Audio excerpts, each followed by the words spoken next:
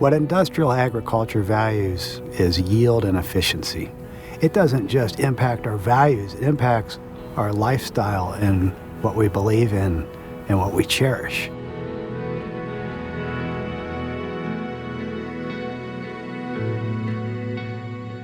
My name is Kevin Morse, and I'm the owner and founder of Cairnsprings Mills. Cairnsprings Mills is a regional mill that sources grains direct from the farmer, mills them fresh, and sells them to home bakers and professional bakers up and down the West Coast and across the country.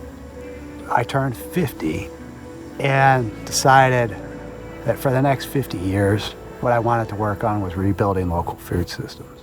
So I teamed up with a group of people that were investing in local businesses and farms trying to create a new model.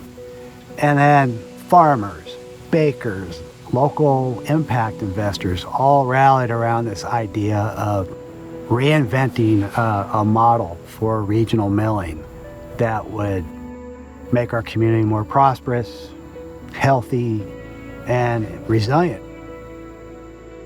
We had 24,000 mills in this country 120 years ago, and today we have 166. We've gone from a system that supported good stewardship, supported healthy food, supported our families, to one that's all about bigger, faster, cheaper.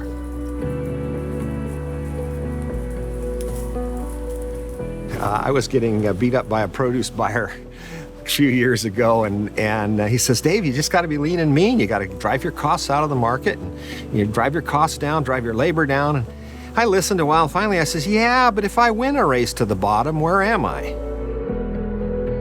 What we've been working really hard to do on this family farm is to just try and figure out ways to race to the top instead of racing to the bottom.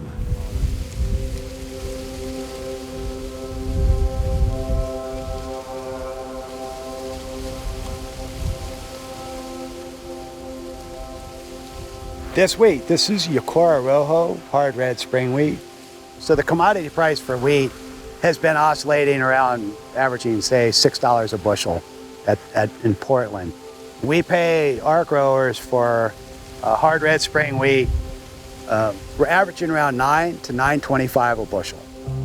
So a significant increase in pay, plus when farmers grow commodity wheats here, they spend about $1 a bushel to transport it to Portland. So by selling grain to us, they're making almost twice as much as they would on the commodity market. He understood we needed to make a margin.